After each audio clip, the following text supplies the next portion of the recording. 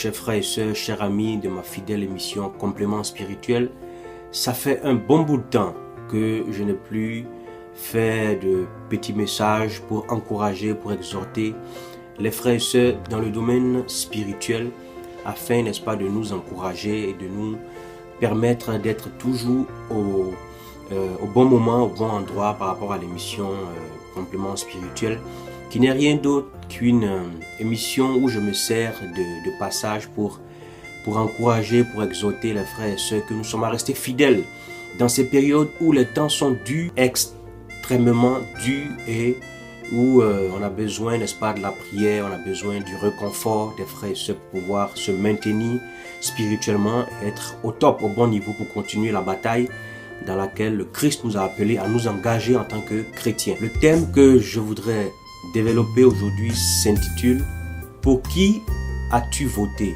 ou « Pour qui est-ce que tu voteras ?»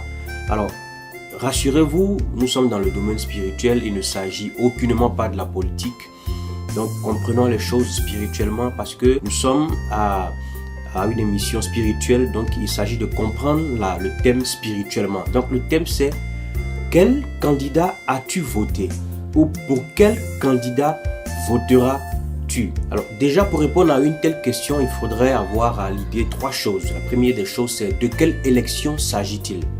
Et la deuxième, c'est qui sont, on va dire, les candidats à cette élection. Et ensuite, la troisième question, c'est où est-ce que cette élection, se passe. Alors, avant de répondre à ces trois questions, je voudrais déjà donner des indices, si vous voulez, des critères pour faire le choix d'un bon candidat.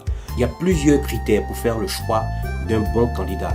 Mais j'en ai relevé trois pour nous aider à faire un bon choix. C'est le candidat que je dois voter.